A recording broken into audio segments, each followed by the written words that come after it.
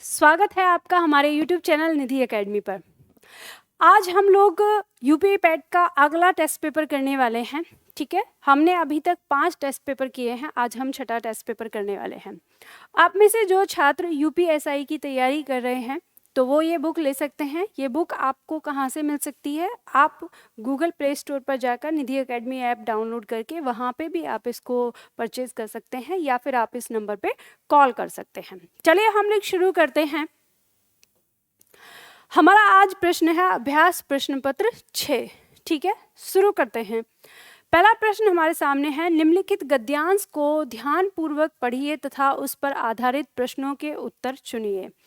आज मैं आप लोगों को थोड़ा तेज गति से कराऊंगी। ठीक है, हम तेज गति से चलेंगे और इसको समझने की कोशिश करेंगे कि हम इसको कैसे करेंगे। परीक्षा के हिसाब से करेंगे तो बहुत ध्यान से आप लोगों को मुझे सुनना है। मैं यहाँ पे पढ़ रही हूँ और सुनते हुए समझने की कोशिश करना है। निकम्मे रहकर मनुष्यों की चिंतन शक्ति थक गई है। बिस्तरों और आसनों पर सोते सोते मन के घोड़े हार गए हैं। सारा जीवन निचुड़ चुका है, स्वप्न पुराने हो चुके हैं। आजकल कविता में नयापन नहीं, उसमें पुराने जमाने की पुनरावृत्ति मात्र है। इस नकल में असल की पवित्रता का अभाव है। अब तो एक नए प्रकार का कला कौशलपूर्ण संगीत साहित्य संसार में प्रचलित होने वाला है। यदि वह न प्रचलित हुआ तो मशीनों के पहियों के नीचे दबकर हमें मरा समझिए। मतलब हम क्या हो जाएंगे? मशीनों के नीचे ही दब जाएंगे। यह नया साहित्य मजदूरों के हृदय से निकलेगा। उन मजदूरों के कंठ से यह नई कविता निकलेगी जो अपने जीवन में आनंद के साथ खेत की मेड़ों का, कपड़ों के धागों का, जूते के टाकों का, लकड़ी के रंगों का भेदभाव दूर करेंगे। नंगे सिर और नंगे पांव धूल से लिपटे और कीचड़ से रंगे हुए वे बेजुबां कवि जब जंगल में लकड़ी काटेंगे तब लकड़ी काटने का शब्द इनके असभ्य स्वरों से मिश्रित होकर वायुयान पर चढ़ दसों दिशाओं में ऐसा अद्भुत गान करेगा कि भविष्य के कलावंतों के लिए वही द्रुपद और मलार का काम देगा। कला रूपी धर्म की तभी नए औलियों का उद्भव होगा, परंतु ये सब के सब मजदूरी के दूध से पलेंगे। शुद्धाचरण, सभ्यता और कविता आदि के फूल इन्हीं मजदूर ऋषियों के उद्यान में प्रफुल्लित होंगे। पूरे गद्यांश में यहाँ पर जो कवि समझाना चाहता है वो बात कर रहा है कि आधुनिक जो साहित्य है वो क्या हो गया है? फीका पड़ गया है, यानी उसमें कुछ नवीनता नहीं है। नवीनता मतलब कोई नया विषय नहीं है। अगर कुछ लिखा भी जा रहा है तो वो पुरानी चीज़ों की ही पुनरावृत्ति है, मतलब जो पहले लिखा जा चुका है। और कवि कह रहा है कि क्योंकि इस समय हम मशीनी युग में आ गए हैं और मशीनी युग में अगर हमने कुछ भी नया नहीं लिखा, मतलब अब कह रहे हैं कि अब कुछ नया कहाँ पे लिखा जाना चाहिए? मजदूरों की तरफ। मजदूरों की दिनचर्या जो यहाँ पे बात कही है कि खेत की मेड़ों का, कपड़े के धागों का, जूते के टाकों का, ये इस तरह का जो संगीत है या इस तरह की जो उसका जो साहित्य है वो निकलेगा। और अगर वो नहीं निकला तो हम दबे हुए, यानी क्या? हम मशीनों के पहियों के नीचे दबे माने जाएंगे। मतलब कहने का मतलब है मशीनें हम पर अपना अधिकार कर लेंगी, ये ऐसे कह रहा है। आगे ये चीज़ कह रहा है कि अभी जो आगे साहित्य निकलेगा फिर जो ये गरीब मजदूरों के घर से, तो इन्हीं के घर से वो साहित्य निकलेगा। उनका कहने का मतलब है कि जो लोग भोग विलास की दुनिया में जाके साहित्य लिखने की कोशिश कर रहे हैं तो उन्हें कोई नया विषय नहीं मिल रहा है। जो नया विषय मिलेगा ये उनको मिलेगा जो मेहनत मजदूरी कर रहे हैं, उनके विचार आएंगे, उन चीज़ों को वो देखेंगे। तो हम इसे समझने की कोशिश करेंगे, इसके प्रश्न करेंगे। यहाँ पर पहला प्रश्न आ रहा है, नवीन साहित्य का प्रमुख विषय होगा आम आदमी का श्रमपूर्ण जीवन, खेत की मेड़, कपड़ों के धागे, जूते के टाके और लकड़ी के रंग, या श्रम जीवियों के कंठ से निकला कोई राग, या मजदूर के जीवन में बिखरा आनंद। अब यहाँ पे कवि ने कहा है कि नवीन साहित्य का प्रमुख विषय क्या होगा, क्योंकि कवि कह रहा है कि जो वर्तमान साहित्य लिखा जा रहा है वो तो बस क्या है, आराम से मतलब भोग विलास वाली दुनिया में रहने वाले लोग, एसी के कमरों में बैठने वाले लोग ही उस साहित्य को लिख रहे हैं, उसके बारे में बात कर रहे हैं। तो जो एक मजदूर के जीवन का आनंद है वो तो मजदूर ही देखने वाला है, मजदूर ही लिखेगा। तो जब ये मजदूर लिखेगा आगे का साहित्य तो उसका विषय भी क्या होगा, मजदूर के जीवन में बिखरा हुआ आनंद होगा। इसलिए जो हमारा आंसर है वो डी होगा। ध्यान दीजिएगा, पैराग्राफ को जब आप 2 बार पढ़ेंगे तो आपको इस चीज़ को समझ में आ जाएगा, ये चीज़ समझ में आ जाएगी कि ये कहना क्या चाहता है। ठीक है, आम आदमी का श्रमपूर्ण जीवन, आम आदमी का श्रमपूर्ण जीवन की बात नहीं है यहाँ पर, ये कटता है मेड की। हमें एक बार को ये लगेगा कि बी हो जाएगा इसका, लेकिन नहीं, ये क्या कह रहा है, इसका भाव हमें समझना पड़ेगा। ठीक है, तो हमारा जो आंसर है वो डी होगा। नंबर 2, मजदूर बेजुबान रहकर भी कविता कर सकता है। कैसे कविता कर सकता है? नवीन साहित्य के विषय रूप में प्रतिष्ठित होकर अपनी भावनाओं की लिखित अभिव्यक्ति के माध्यम से, औजारों के निकलने वाले संगीत के माध्यम से, भविष्य के कलावंतों को नवीन दृष्टि प्रदान करके। भविष्य के कलावंतों को नवीन दृष्टि प्रदान करने वाली बात इसमें नहीं कही गई है कि मजदूर बेजुबान रहकर उनको दे सकता है, ये नहीं है। ठीक है, ये कट जाएगा। औजारों के निकलने वाले संगीत के माध्यम से, कभी यही चीज़ तो बता रहा है कि जो आने वाला संगीत है, मतलब आने वाला जो साहित्य है वो क्या है, मजदूर के काम काज से होने वाली आवाज़ों से संगीत निकलेगा, ये कह रहा है। तो ये कविता किससे कर सकता है मजदूर? वो अपने काम करने के औजारों से निकलने वाली ध्वनि के माध्यम से कविता कर सकता है, क्योंकि उसी में से कोई कवि निकलेगा और फिर उन्हीं बातों को वो सोच कर समझ कर उन्हीं का चिंतन करके वो बात करेगा। ठीक है, तो इसका आंसर जो है सी हो जाएगा। नंबर 3 बात करता है आधुनिक युग में लिखी जा रही कविताओं में नयापन नहीं है। क्यों? क्योंकि परंपरागत मूल्य की अवधारणा नहीं है, नवीन भावों की अभिव्यक्ति नहीं मिल रही है, असली काव्य की पवित्रता का अभाव है, या नई कला कौशलपूर्ण अभिव्यक्ति को स्थान नहीं मिला है।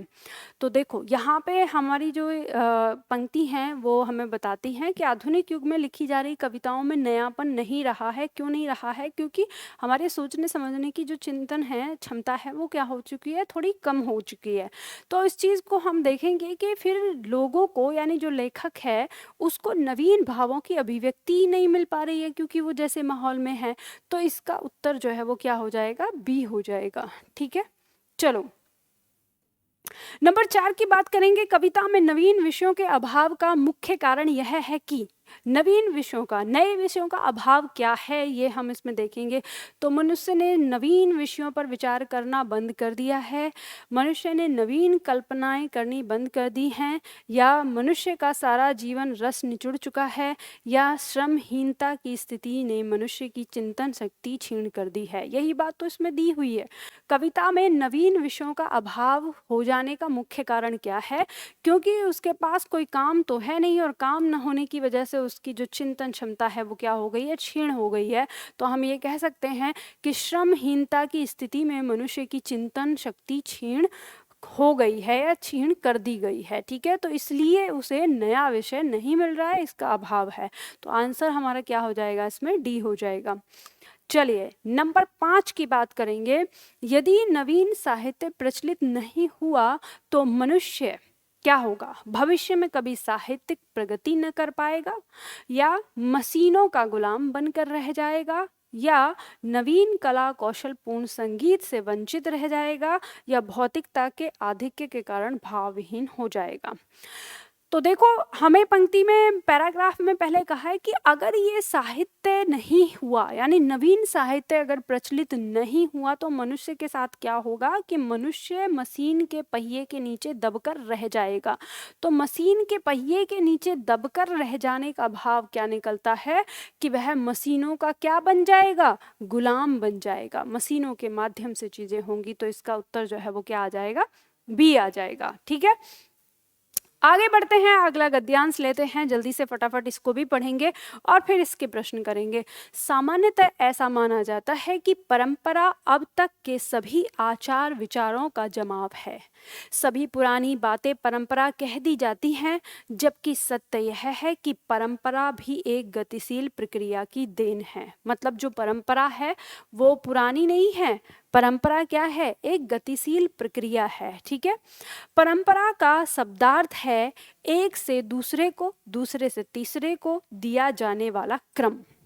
पर परंपरा से हमें समूचा अतीत नहीं प्राप्त होता। मतलब परंपरा का मतलब ये नहीं है कि वो अतीत है पूरा, हमें अतीत प्राप्त नहीं होता है इससे, उसका निरंतर निखरता छटता बदलता स्वरूप प्राप्त होता है। मतलब वो तो वक्त के साथ बदलती रहती है, नयापन उसमें आता रहता है और चलती रहती है पीढ़ी दर पीढ़ी।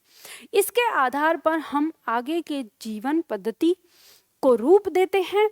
इस प्रकार परंपरा का अर्थ विशुद्ध अतीत नहीं है। मतलब परंपरा होने का मतलब ये नहीं है कि अतीत है या प्राचीन चीजें हैं, नहीं, वह एक निरंतर गतिशील जीवंत प्रक्रिया है।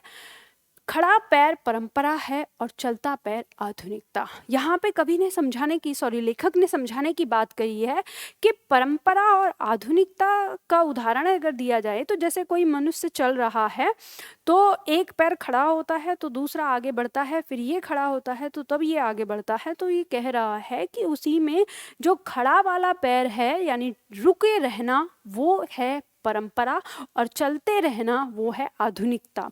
तो यहाँ पे कहा है कि दोनों एक दूसरे के बिना हो ही नहीं सकते। इसी के समानांतर आधुनिकता का अर्थ क्या केवल समय सापेक्ष है? इस समय जो कुछ है क्या वही आधुनिक है? ऐसा नहीं है। मतलब ये कह रहा है आधुनिकता का मतलब समय का होना नहीं है। आधुनिकता का से भी मतलब अभी ये लगा लें कि हम वर्तमान समय की बात कर रहे हैं, यही आधुनिकता है, नहीं। आधुनिकता क्या है? हम बराबर देखते हैं कि कुछ बातें इस समय ऐसी हैं जो आधुनिक नहीं है बल्कि मध्यकालीन है। वस्तुतः मनुष्य ने अनुभवों द्वारा जिन गहन मूल्यों को उपलब्ध किया है उन्हें नए संदर्भ में देखने की दृष्टि ही क्या है, आधुनिकता है। इसके कहने का मतलब ये है कि बहुत सारी बातें ऐसी हैं जो प्राचीन समय से हैं, मतलब एक पुराने समय से हैं, लेकिन हमने उनको नए दृष्टिकोण से देखना शुरू कर दिया है और उसी को हम क्या कहते हैं, आधुनिकता कहते हैं। यह एक गतिशील प्रक्रिया है। मतलब आधुनिकता भी एक क्या है, गतिशील प्रक्रिया है। संदर्भ बदल रहे हैं क्योंकि नई जानकारियों से नए साधन और नए उत्पादन सुलभ होते जा रहे हैं। नई सामग्रियां और नए कौशल नवीन संदर्भों की रचना कर रहे हैं। मतलब नई जानकारियां, नए कौशल, नई चीजें जो हैं वो नए संदर्भ बना रही हैं। आधुनिकता ज्ञान की अत्याधुनिक उपलब्धियों के आलोक में रूप ग्रहण करने का प्रयास करती है, इसलिए क्या है, वह बौद्धिक है। मतलब आधुनिकता इसलिए बौद्धिक है क्योंकि वो आधुनिकता के ज्ञान की अत्याधुनिक उपलब्धियों के आलोक में रूप ग्रहण करने का प्रयास करती है। कोई भी आधुनिक विचार आसमान में नहीं पैदा होता, सबकी जड़ परंपरा में गहराई तक गई हुई है। सुंदर से सुंदर फूल यह दावा नहीं कर सकता कि वह पेड़ से भिन्न होने के कारण उससे एकदम अलग है। इसी प्रकार कोई भी आधुनिक विचार यह दावा नहीं कर सकता कि वह परंपरा से कटा हुआ है। कार्यकरण के रूप में, आधार आधेय के रूप में परंपरा की एक श्रृंखला अतीत में गहराई तक, बहुत गहराई तक गई हुई है। हमें गद्यांश से पता चलता है कि आधुनिकता और परंपरा ये दोनों क्या हैं, ये दोनों एक दूसरे से घुली मिली हुई सी लगती हैं। मतलब हम इनको बिल्कुल अलग अलग नहीं करके देख सकते। दोनों ही गतिशील हैं, दोनों ही पीछे से अपने अतीत से बहुत कुछ लिए हुए हैं। और ऐसा नहीं है, बस यही है कि कुछ चीज़ें हम नए दृष्टिकोण से देखते हैं। तो इस पर आधारित प्रश्न करते हैं जल्दी से हम फटाफट से। आधुनिकता और परंपरा में परस्पर क्या है? अजर अमर संबंध है, आकांक्षी संबंध है, विशिष्ट संबंध है या अविच्छिन्न संबंध है?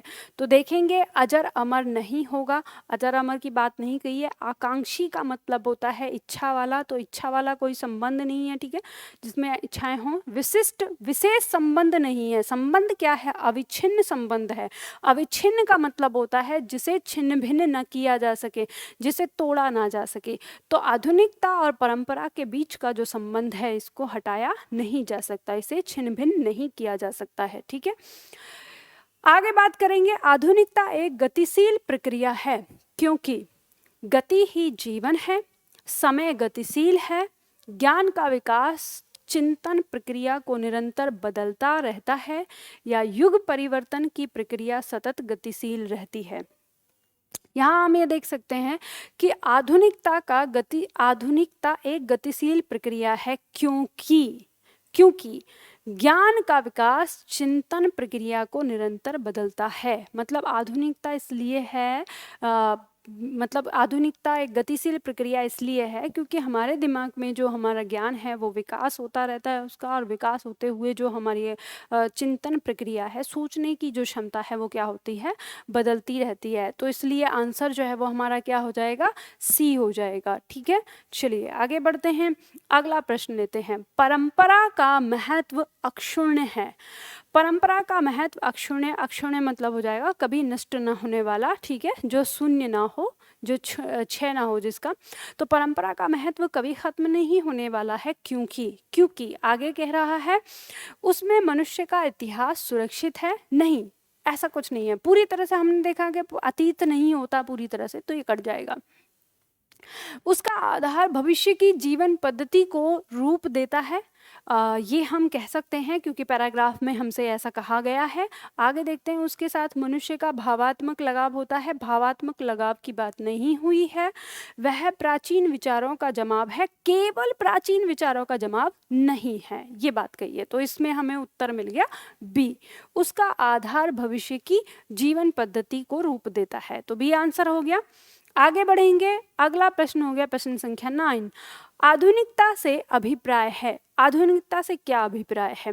वर्तमान समय से जुड़ा होना, परंपरा का पूर्ण तिरस्कार या परंपरा से अर्जित मूल्यों की नए संदर्भ में परख या नए मूल्यों की खोज। आधुनिकता से क्या अभिप्राय है? तो पैराग्राफ को आप देखते हैं तो आपको पता चलता है नए मूल्यों की खोज नहीं होता। इसके बाद देखेंगे वर्तमान समय से जुड़ा होना, ये बात कही है केवल समय से जुड़ा हुआ नहीं है ना, ये बात कही गई इसमें। और परंपरा का पूर्ण रूप से तिरस्कार नहीं, ये भी नहीं कहा गया कि आधुनिकता तिरस्कार करता है, नहीं, ये बात बिल्कुल नहीं कही गई है। तो इसमें कहा गया है कि प्राचीन समय के विचारों को लेके और नए दृष्टिकोण से देखना ही क्या है? आधुनिकता है। तो यही हम यहाँ पर कहेंगे कि इसका उत्तर जो है वो सी हो जाएगा। तो जब आप गद्यांश को अपने दिमाग में रखते हैं तो आपको इसका उत्तर आराम से मिल जाता है। नंबर 10 की बात करेंगे। आधुनिकता की मूल अवधारणा बौद्धिक है क्योंकि, ये तो आसानी से कर लेंगे क्योंकि पैराग्राफ में एक लाइन पूरी तरह से दी हुई थी। आधुनिकता ज्ञान की अत्याधुनिक उपलब्धियों के सानिध्य में विकसित होती है, तो ये बात हमें इसमें स्पष्ट रूप से कहा है। बौद्धिक भी आधुनिकता का मार्ग प्रशस्त करती है, ये ऐसा कुछ नहीं कहा। केवल शिक्षित वर्ग ही आधुनिक होता है, नहीं, ऐसी कोई बात नहीं कही है। यह आधुनिक बुद्धिजीवियों का विलास है, ये भी कोई बात नहीं कही है। हमें पहले ही मिल गया था ए ऑप्शन में, बस हमने बाकी इनको काटा है, ठीक है। आधुनिकता का मूल्य अवधारणा क्या है? आधुनिकता की मूल अवधारणा है, अवधारणा बौद्धिक है। वो कैसे है? आधुनिकता ज्ञान की अत्याधुनिक उपलब्धियों के सानिध्य में विकसित होती है। जैसा कि अगर आप देखेंगे तो प्रश्न से आप देख सकते हैं कि लास्ट में जो हमें दिया था यहाँ पर हाँ नहीं, इस लाइन में यहाँ पे दिया है आधुनिकता ज्ञान की अत्याधुनिक उपलब्धियों के आलोक में रूप ग्रहण करने का प्रयास करती है, इसलिए वह क्या है? बौद्धिक है, ठीक है। यह हमें दिया है तो हमें इस तरह से पता चल जाता है। तो ये हमारे सारे प्रश्न हो गए। अब हम करते हैं आगे व्याकरण से संबंधित प्रश्न। व्याकरण से संबंधित प्रश्न हमारा 11 आता है, प्रश्न संख्या 11। पर्यायवाची शब्द की जोड़ी नहीं है, नहीं बतानी है आपको, पर्यायवाची नहीं है इनमें से। सुमन और पुष्प, तो सुमन और पुष्प फूल के पर्यायवाची होते हैं, ये आपको पता है, ठीक है, तो ये नहीं होगा। निशा और निशाचर, निशा कहते हैं रात को, निशाचर कहते हैं राक्षस को, तो ये दोनों ही क्या हैं, पर्यायवाची नहीं हैं, तो यही उत्तर है हमारा। चारपाई और खटिया ये दोनों एक हो गए, और पाठशाला और विद्यालय ये दोनों एक हो गए, तो उत्तर हमारा क्या हो जाएगा, बी हो जाएगा, ठीक है, यही उत्तर हो जाएगा। नंबर 12 की बात करेंगे, अपने जीवन पर स्वयं लिखी कथा। अपने जीवन पर लिखी हुई कथा, आपको पता है दूसरे के जीवन पर लिखी जाती है तो जीवनी कही जाती है, अपने जीवन की खुद ही कहानी लिखने वाला आत्मकथा कहलाती है, ठीक है, तो आंसर क्या हो जाएगा, डी हो जाएगा, बहुत आसान है। नंबर 13 की बात करेंगे, अंगारों पर पैर रखना। अंगारों पर पैर रखना मुहावरे का सही अर्थ बताना है। मूर्ख होना, समझदार होना, नुकसान होना या जोखिम मोल लेना। तो आपको पता है अंगारों पर पैर रखना मतलब हम कहते हैं कि जानबूझ के कोई जोखिम मोल ले लेना या जानबूझ के विपदा अपने मोल ले लेना, उसे कहते हैं अंगारों पर पैर रखना। तो यहाँ पे आंसर हो जाएगा हमारा डी हो जाएगा, जोखिम मोल लेना, ठीक है, डी आंसर हो जाएगा। चलिए अगला प्रश्न लेते हैं। प्रश्न संख्या 14, सुबह होते ही बालक ने रोटी खाया, वाक्य में किस प्रकार की अशुद्धि है? सर्वनाम, संज्ञा या क्रिया या लिंग संबंधी किसकी है? तो बहुत आसानी से निकाल सकते हैं। सबसे पहले वाक्य को सही करिए, सुबह होते ही बालक ने रोटी खाया नहीं होगा, क्या होगा, खाई। और खाई करेंगे तो इन दोनों में क्या अंतर हुआ है, इन दोनों में अंतर हमने लिंग का देखा है, यानी एक हमारा पुल्लिंग है और एक हमारा स्त्रीलिंग है। तो यहाँ पर क्योंकि रोटी स्त्रीलिंग है तो इसलिए खाई होना चाहिए। तो किससे संबंधित समस्या है, लिंग संबंधित समस्या है, आंसर हमारा हो गया डी। समझ में आ गया बात हमको, ठीक है। सम शब्द का विलोम है, अगला प्रश्न हमारा, सम शब्द का विलोम है निसम, असम, विषम, कुसम। आराम से कर लोगे, सम का विलोम है विषम। सम माने समान, विषम माने असमान, ठीक है, इस तरह से हो गया। तो ये हमारे 15 क्वेश्चन हमने पूरे किए। तो इस तरह से हमने ये आज की क्लास में कितने प्रश्न सही किए मुझे कमेंट बॉक्स में ज़रूर बताइएगा। आप में से जो छात्रों ने किया है तो कितना सही हुआ और कितना गलत हुआ, अभी आपका स्कोर किस तरह का चल रहा है ये बताना है। आपकी परीक्षा नज़दीक आ गई है तो अब बस जो अभी तक हमने जो कुछ भी पढ़ा है उसी का अध्ययन करिए, कुछ नया अध्ययन नहीं करना है और बहुत ज़्यादा अपने दिमाग पर जोर नहीं डालना है, घबराना नहीं है। आपने जो कुछ भी आज तक याद किया है उसको अपने दिमाग में रखिए और उसको दिमाग में रखते हुए शांतिपूर्ण तरीके से अपनी परीक्षा को जल्दी से देकर आइएगा, ठीक है। तो चलिए फिर आज के लिए हम इतना ही करते हैं और फिर मिलते हैं अगले वीडियो में अगले टॉपिक के